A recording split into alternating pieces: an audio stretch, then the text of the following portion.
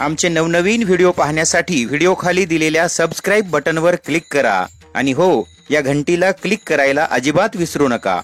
पाहत रहा YouTube channel वारकरी खजिना.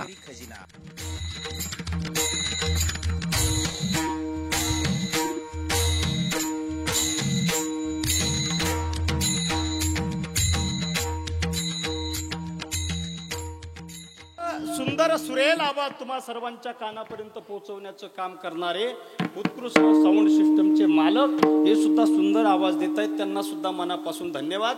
बघा, साऊंड सिस्टम वाल्याचा स्वभाव किती मोकळा असतो हे वेगळं सांगावं लागत नाही. ते किती मोकळा आवाज देतात यावरून लक्षात येतो त्यांचा स्वभाव किती मोकळा असतो. म्हणून साऊंड सिस्टमला मोकळा आवाज देणारे साऊंड सिस्टम वाले सुद्धा अगदी मोकळ्या मनाचे आहेत. आणि माझ्या समोर कॅमेरा घेऊन उपस्थित असलेले वारकरी खजिना या युट्यूब चॅनलचे प्रोप्रायटर, चालक, एडिटर हे सुद्धा या ठिकाणी उपस्थित आहे. प्रत्येकाच्या जीवनात शूटिंगचा योग एकदा येतो माऊल्यांनो. कधी येतो? एकदा. कधी? लग्नात येतो ना. कोरोनात बरीचशी लग्न बिना शूटिंगची झाली, पण आमच्या जीवनात पुन्हा पुन्हा शूटिंगचा योग आणणारे आमचे युट्यूब चॅनलवाले दादा, तुम्हा सर्व माय बाप श्रोते बंधू भगिनींना पुनश्च एकदा मनापासून धन्यवाद. विठाला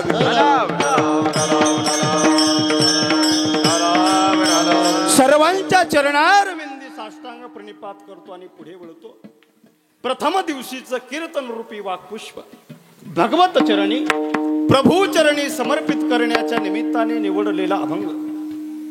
जगद्गुरु जगदवंदनीय संत श्रेष्ठ संत शिरोमणी, महाराष्ट्र भूषण वैराग्य मूर्ती साधकांचे मायबाप, देहू निवासी देहूचे सुप्रसिद्ध साधू, हिंदवी स्वराज्य संस्थापक राजाधिराज छत्रपती शिवरायांचे आद्य गुरु, वारकरी संप्रदायाचे कळस ज्यांनी जीवनात कधीच केला नाही तुमच्या आमच्यासारखा भजनाचा आळस, पंचमवेद निर्माते, मानवी देह घेऊन निजधामा गेले, निरामने सकळ संता तो शेविले, असे अधिकार संपन्न महात्मे जगद्गुरु तुकोबाराय यांचा 4 चरणाचा अभंग सेवेकरिता निवडलेला असून आजच्या अभंगामध्ये जगद्गुरु श्री संत तुकोबाराय भगवान परमात्म्याच्या नामाचा महिमा प्रतिपादन करतात. विठाला वारकरी संप्रदायाचा नियम आहे.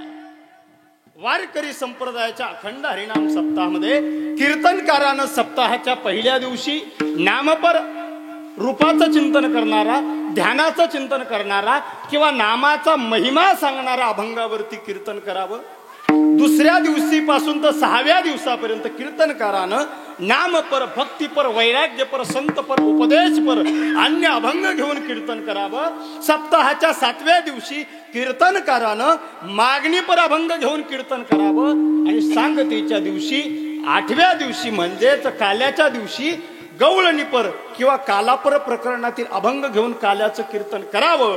असा वारकरी संप्रदायाचा एक अलिखित नियम आहे. असं लिहिलेलं कुठंच नाही, पण परंपरेने चालत आलेला अलिखित नियम आहे. आणि त्याच नियमास अनुसरून आजच्या पहिल्या दिवशीच्या कीर्तन रूपी सेवेसाठी जो अभंग निवडला तो नामाची महती प्रतिपादन करणारा आहे. विठाला जगद्गुरु तुकोबारायच्या अभंगामध्ये सांगतात की बाबांनो, तुम्ही जन्माला आल्यानंतर विचार करा. सार आसार असा दोनही प्रकारचा विचार तुम्ही केला तर सार असलेलं भगवान परमात्म्याचं नाव आपण आपल्या मुखात धारण करा. ते का नाम आपण आपल्या मुखात धारण केलं तर ते नाव मुखात धारण केल्यानं तयाच्या चिंतने निरसेल संकट, तराल दुर्गट भवसिंधू. आपल्या जीवनातील छोट्या संकटापासून भवसागरात बुडण्याच्या महान संकटातून ते भगवान परमात्म्याचं नाम आपल्याला तारून नेईल. पुढे तर तुकोबाराय म्हणतात, एखाद्या कुळात जन्माला आल्यानंतर त्या रामनामाचं स्मरण तुम्ही अहंकार विरहित करा. आणि त्या पुढे जाऊन जगद्गुरु तुकोबाराय त्या रामनामाचा लाभ सांगतात की तुम्ही एखाद्या कुळात जन्माला येऊन रामनामाचं स्मरण एका व्यक्तीने केलं तर तुमची कोट्यावधी कुळे पुण्यवान होतील. हा झाला अभंगाचा सरळ सरळ भावार्थ. विठाला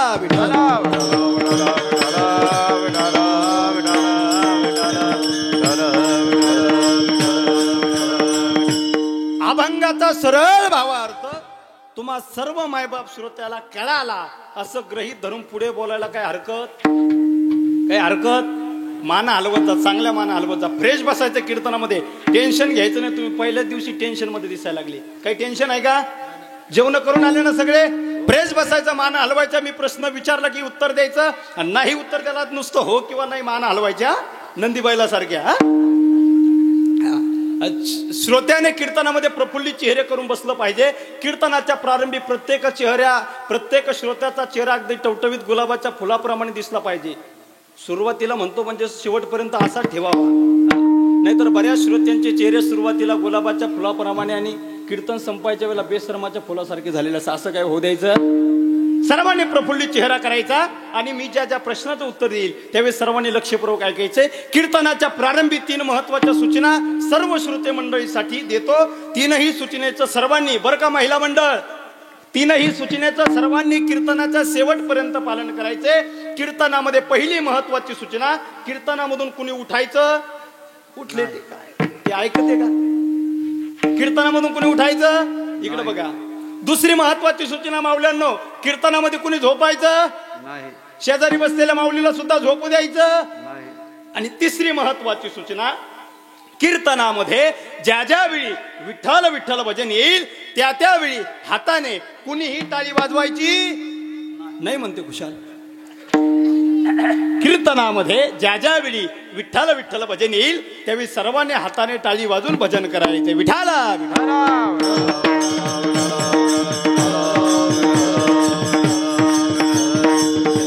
जगद्गुरु तुकोबऱ्याच्या अभंगामध्ये सांगतात की बाबांनो, तुम्ही जन्माला आल्यानंतर विचार करा, सारासार विचार करा उठा उठी, नाम धरा कंठी विठोबाचे. तुम्ही जीवन जगत असताना विचार केला पाहिजे. आणि विचार करत नाही असा मनुष्य या जगतामध्ये शोधून सुद्धा सापडत नाही. बघा, विचार करण्याची क्षमता मनुष्य जीवाकडे आहे, मनुष्य प्राण्याकडे आहे. मग जन्माला आल्यानंतर विचार करत नाही असा मनुष्य शोधून सुद्धा सापडत नाही. पण प्रत्येकाचा विचार करण्याचा विषय भिन्न आहे. प्रत्येकाचा विचार करण्याचा विषय वेगळा आहे. प्रत्येक जण काही ना काही विचार करतो, विचार करत असं नाही. मी सुद्धा गावावरून निघालो असताना विचार करत होतो, कीर्तनाला वेळेवर पोहोचतो की नाही. तुम्ही सुद्धा विचार करत असाल, सप्ताहाचा पहिला दिवस आहे, कीर्तन वेळेवर सुरू होतं की नाही. तुम्ही सुद्धा विचार करत असाल की पहिल्या दिवशीचा महाराज कसा आहे, काय की जायचं की नाही, विचार करत असाल. माता माऊल्यांनो, तुम्ही आता कीर्तनाला जरी आल्या असल्या तरी एखादी माऊली तरी विचार करत असेल, कीर्तनाला आले घाईनं पण घराचं कुलूप लावलं की नाही तेच लक्षात नाही. विचार करत नाही असा माणूस या जगात नाही. विचार करण्याचा प्रत्येकाचा विषय वेगळा आहे, भिन्न आहे.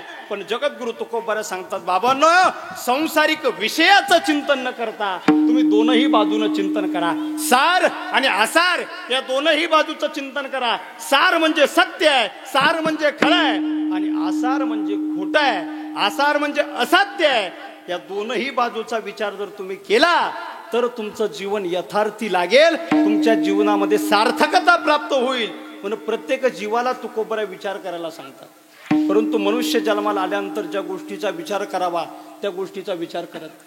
महाराज का म्हणतात सार आसार विचार करा उठा उठी. सार हे भगवान परमात्म्याचं नाव आहे. विचार करून ते भगवान परमात्म्याचं नाम आपल्या मुखात धारण करा असं जगद्गुरु तुकोबरा का म्हणतात, तर त्याचं कारण आहे.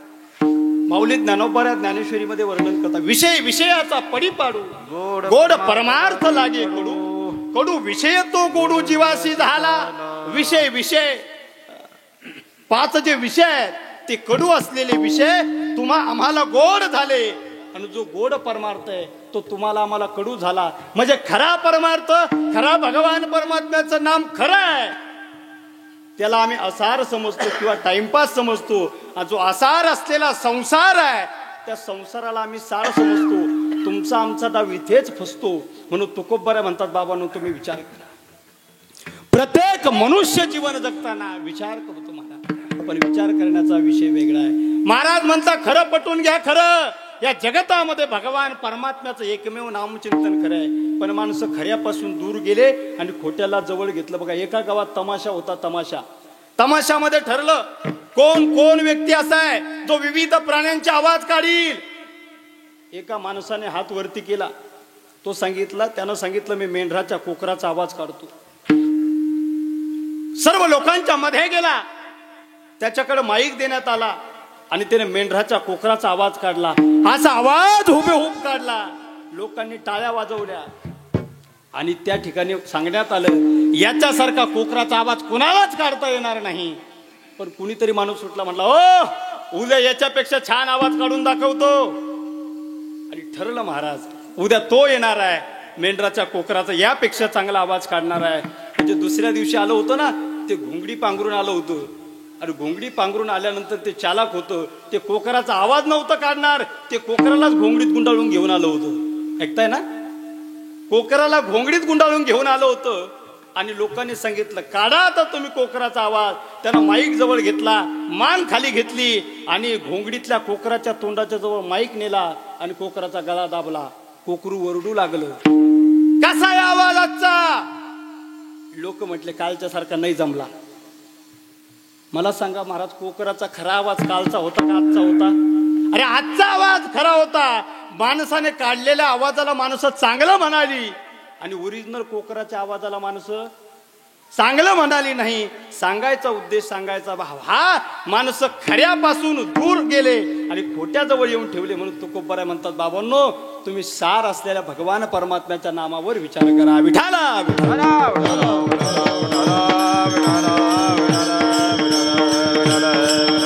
विचार करत नाही असा माणूस जगात नाही. काही विचार माणसाच्या जीवनामध्ये एकदाही करू नये महाराज. काही विचार असे आहेत माणसाने जीवनात असे कधीच विचार करू नये.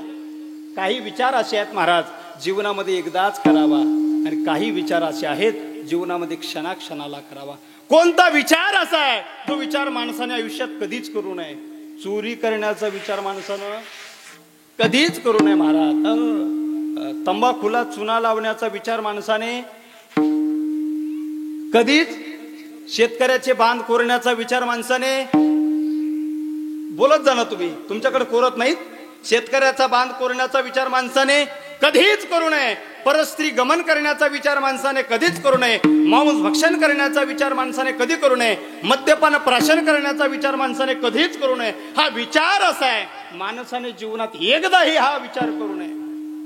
पण काही विचार असे असतात जे माणसाने जीवनात एकदाच करायचे असतात. बघा, एक विचार असा आहे माणसाने जीवनात एकदाच करायचा. कोणता विचार आहे असा? तो विचार आहे लग्न करण्याचा. लग्न करण्याचा विचार माणसानं जीवनात फक्त एकदा करावा. ऐकताय ना, फक्त एकदा करावा. का? शास्त्र सांगतं एका पुरुषा दोघी नारी पाप वसे त्याचे घरी. ज्या माणसाला 2 पत्न्या 2 बायका असतात त्याच्या घरी पाप वास्तव्य करतं. म्हणून माणसानं 2 वेळा लग्न करण्याचा विचार करू नये. असं कीर्तनात सांगितल्यावर कीर्तन संपल्यावर एक माणूस माझ्याजवळ आला, मला म्हणे महाराज तुम्ही म्हटले एका पुरुषा 2 नारी पाप वसे त्याचे घरी, मी 3री केली, मला कसं पाप लागल? आता 2 केल्यावर पाप लागत, म्हटलं 3री केल्यावर का पुण्य लागणार आहे का? फार अवघड आहे. लग्न करण्याचा विचार माणसाने एकदाच करावा. काय झालं, एका पाटलानं 2 लग्न केले महाराज. 2 लग्न केल्यानंतर बघा त्याचं वय झालं होतं 60 वर्षे आणि दुसरी जी बायको केली होती ना ती 20 वर्षाची होती. 20 वर्षाची बायको होती. पहिली बायको तर आता पूर्ण पांढरी झाली होती. दुसरी बायको केली 20 वर्षाची. तो 2 दिवस मोठीकडे राहायचा, 2 दिवस लहानीकडे राहायचा. हा ज्यावेळी लहान्या बायकोकडे जायचा तिचा नवरा तिला शोभत नाही म्हणून ती काय करायची, याच्या डोक्यातले सगळे पांढरे केस उपटून टाकायचे. कारण माझे केस काळे, याचे सुद्धा काळे दिसले पाहिजे, माझ्यासोबत मॅच झाला पाहिजे. तिच्याकडे गेला तर ती याच्या डोक्यातले पांढरे केस उपटून टाकायची. मोठीकडे गेला तर ती याच्या डोक्यातले काळे केस उपटून टाकायची. बघता काय माझ्याकडे त्याची झाली ना चप्पी. म्हणून माणसाने 2 करण्याचा विचार कधी करू नये. बघा दोघा त्या दोन्ही बायकोचे भांडणं सुरू झाले आणि त्यांनी ठरवलं आता वाटण्या करायच्या. सगळ्या वाटण्या झाल्या. आता म्हैस उरली. म्हशीच्या वाटण्या कशा करायच्या? आता म्हशीच्या वाटण्या अशा ठरल्या. बघा, पाठीमागचा भाग जो आहे तो छोट्या बायकोला आणि समोरचा तोंडाकडचा भाग जो आहे तो मोठ्या बायकोला. ठरलं होतं बघा आता काय करायची. मोठी बायको त्या म्हशीला चारा खाऊ घालायची आणि लहान बायको म्हशीचं दूध पिळून घेऊन जायची. एके दिवशी सप्ताह सुरू झाला. महाराज मंडळी मोठ्या पत्नीकडे चहा घेण्यासाठी गेले आणि ती या छोट्या आपल्या सवतीकडे आली आणि तिला म्हणते अगं दूध दे ना थोडं. ती म्हटली अजिबात देणार नाही. का देणार नाही? तिनं सांगितलं म्हशीची कास माझ्या वाट्याला आली, मी दूध देणार. तिनं सांगितलं का मी चारा खाऊ घालते तेव्हा तू दूध काढते. तिनं सांगितलं अजिबात नाही, ती माझ्या वाट्याला आलेली आहे. दोघींचे भांडणं लागले होते आणि भांडणं लागल्यानंतर शेजारीची बाई आली, म्हणते अगं तुला तरी कशाला पाहिजे दूध? ते म्हणे अगं महाराज लोक घरी चहा घेण्यासाठी आले होते आणि महाराज लोक चहा घेण्यासाठी आले होते म्हटल्यानंतर आता दोघींच्या मनात आमच्याबद्दल पण राग तयार झाला बघा. दुधावरून भांडण झालं आणि पुढे गेल्यानंतर त्यांच्या लक्षात आलं बघा हा भांडण करून काही फायदा या दोघही सवतीचे भांडणं लागत होते पण मरण ह्या माणसाचं येत होतं. म्हणून मी सांगतो दादा जीवनामध्ये एक विचार हा जो लग्न करण्याचा आहे तो विचार करा पण एकदाच करा महाराज. आणि ज्यांचे झाले नाही ना त्यांनी नाही केला तरी चालतो असं काही कंपल्सरी हसले बपोर हा विचार जीवनामध्ये एकदा करा. पण महाराज म्हणतात याच्या पलीकडे जाऊन तिसरा जो विचार आहे तो माणसानं कधी करायचा नाही असं नाही, एकदाच करायचा असं नाही, तो क्षणाक्षणाला करायचा. कोणता विचार? क्षणाक्षणा हाची करावा विचार करावया पार भवसागरात बुडून जाण्याचं जे संकट आहे या संकटातून आपल्याला तरुण जायचं असेल तर हा विचार प्रत्येकानं केला पाहिजे महाराज.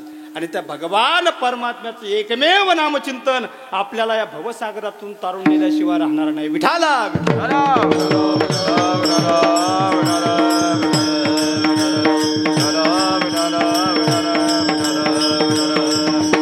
भगवान परमात्म्याचं नाम आपल्याला तारून नेणार आहे. पण आम्ही संसारामध्ये असं गुरफटलं. मी काय सांगितलं? माणसं सत्य विसरले, असत्याशी जवळीक केली बघा आणि संसारातल्या प्रत्येक माणसावरती जीवापाड प्रेम करू लागली. भगवान परमात्म्याला आपलंसं करावं, आपल्या जीवनात सुख मिळेल, आपुला तो एक देव करून घ्यावा.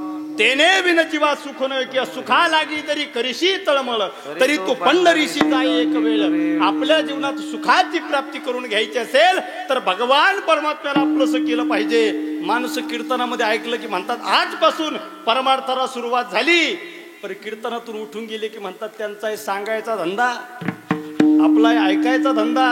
ते सांगतच असतात मग कुठे ऐकत असतात का? म्हणून माणसं संसारात गुरफटली. संसारातील विशिष्ट व्यक्ती आपल्याला योग्य वेळी मदत करेल अशा अपेक्षा प्रत्येक संसारिक जीवाला असते, पण संसारातील कोणताही व्यक्ती आपल्याला योग्य वेळी उपयोगी येणार नाही. संसारातल्या छोट्या गोष्टीमध्ये मदत करणारी माणसं आम्हाला भवसागरात बुडण्याच्या संकटातून वाचवू शकणार नाही. बघा पोरांसाठी कितीही कमवा, पोरं नाव घेणार, भवसागरातून तारून नेणार. एकमेव भगवान परमात्म्याचं नामचिंतन तारून नेणार एका माणसानं पोराला फार जीव लावला महाराज. एवढा जीव लावला ना त्याची आई लहानपणी मरण पावली होती. मुलाला लहानाचा मोठा केला होता. मुलगा आता सुशिक्षित होता, नोकरीला लागला होता. नोकरीला लागल्यामुळे मुलाच्या वडिलांनी ठरवलं माझ्या बाळ्याचं यंदा लग्न करायचं. पोराचं लग्न सुद्धा झालं होतं आणि लग्न झाल्यानंतर आता लग्नाला 2 वर्ष झाली आणि त्याच्या बायकोने सासऱ्याला धासपूस सुरू केली होती. बघा लग्नाला 8 वर्ष झाली होती आता आणि त्या पोराच्या बायकोनं आपल्या मालकाला सांगितलं बघा एक गोष्ट नक्की ऐका. त्यानं सांगितलं काय?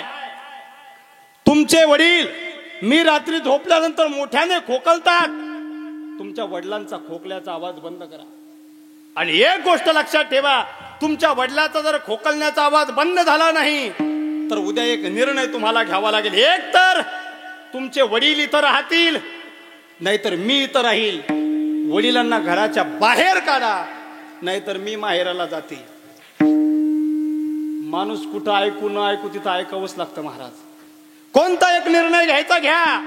त्यानं सांगितलं अगं माझी आई लहानपणी मरण पावली, माझ्या बाबानं मला लहानाचं मोठं केलं, आता आपल्यावर चांगले दिवस आले आणि वडिलाच्या म्हातारपणात मी त्यांना घराच्या बाहेर काढावे मला शोभणार नाही. ती म्हटली मग मी जाते माहेराला. त्यानं सांगितलं अगं दुसरा काही पर्याय नाही का? तूही जाऊ नको, बाबालाही घराच्या बाहेर काढायचं नाही, तिसरा काही पर्याय? तिनं सांगितलं काहीच पर्याय नाही. पण तो म्हणाला ऐक ना आपल्या जुन्या माडीवरती बाबांना ठेवूया. माडीवरती बाबांना ठेवू, बाबांना डब्बा आणि पाणी लागलं की तू वरती देऊन देत जा. तिनं सांगितलं हो नक्की देईल, ठेवा त्यांना वरती. आता वडिलाला त्यानं माडीवरती ठेवलं होतं पण वडिलाला बोलता येत नव्हतं, अवसान राहिलं नव्हतं, वय झालं होतं. मग त्यानं सांगितलं वडिलाला बाबा ज्यावेळी तुम्हाला भूक लागेल त्यावेळी घंटी वाजवायची. अशी घंटी बाबाच्या जवळ दिली. ऐका बरं का पुरुष मंडळी, ऐका. एक घंटी वडिलाच्या जवळ दिली. बाबा भूक लागली की बटन दाबायचं तुम्हाला डब्बा वरती येईल. आता म्हाताऱ्याची तहान आणि भूक घंटीवर झाली होती माऊल्यांनो. भूक लागली की म्हातारा घंटीचं बटन दाबत होता आणि वरती डब्बा जात होता.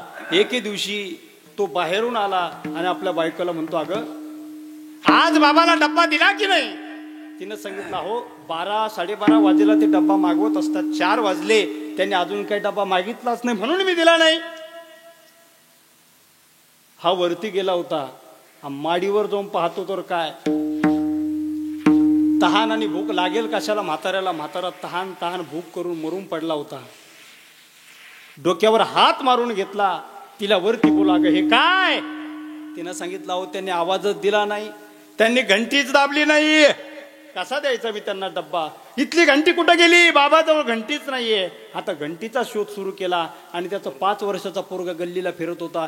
त्याला सांगितलं, बाळ्या इकडं या, इकडं, इथली घंटी तू नेलीस का? त्यानं सांगितलं, हो बाबा मी नेली. अरे बाळ्या, ही घंटी वाजवली की बाबाला डब्बा मिळायचा, ही घंटी वाजवली की बाबाला पाणी मिळायचं, कशाला घेऊन गेला? ही का खेळायची वस्तू आहे का? का घेऊन गेला तुला समजत नाही का? त्यानं सांगितलं, बाबा का घेऊन गेलो सांगू, तुमच्या म्हातारपणात तुमच्यासाठी उपयोगात आणायची आहे. बघा, आपण जे पेरतो ते उगवतो. म्हणून संसारातला कोणताही व्यक्ती आपल्या जीवनात साथीदार होणारा नाही. होईल, पण भवसागरात जर तुम्ही बुडत असाल, तुमच्या जीवनात खऱ्या सुखाची प्राप्ती करून घ्यायची असेल तर एकमेव भगवान परमात्म्याचं नाम आपण आपल्या मुखात धारण करा. अभंगाचं प्रथम चरण. सारा सारा विचार